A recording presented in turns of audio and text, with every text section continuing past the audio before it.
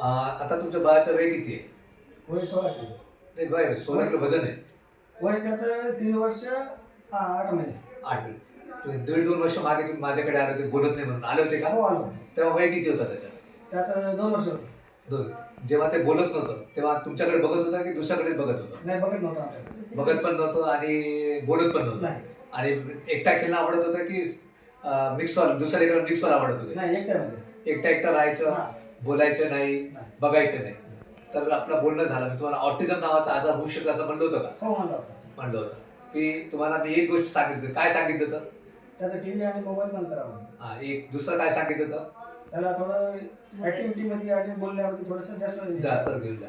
म्हणजे टीव्ही आणि मोबाईल बंद केल्यानंतर आणि तुम्ही त्याच्यावर बोलायला सुरू केलं आणि दुसऱ्या लेकरामध्ये पाठवलं, त्याचा फरक दिसला का? हो दिसला. काय फरक दिसला?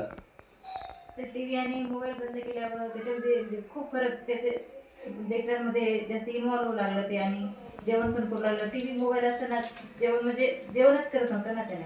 मेन बोलणं खूप उशीर होतं. बोलणं आता सगळं बोलायला सुरू आता केलं. बोलायला सुरुवात केली आणि त्याचं कॉन्सन्ट्रेशन वाढलं म्हणजे आय कॉन्टॅक्ट वाढला. Eye contact आपण वाढला. बघतच गेले नाही अगोदर कोणाकडेच बघत नव्हतं ते. आता बघायला लागलंय सगळ्यांकडे म्हणजे लक्ष द्यायला ते बोलले की लगेच बघायला ते. तर तुमच्या बाकीच्या आई वडिलांना काय नम्र विनंती आहे? तुम्ही काय माहिती सांगायचं?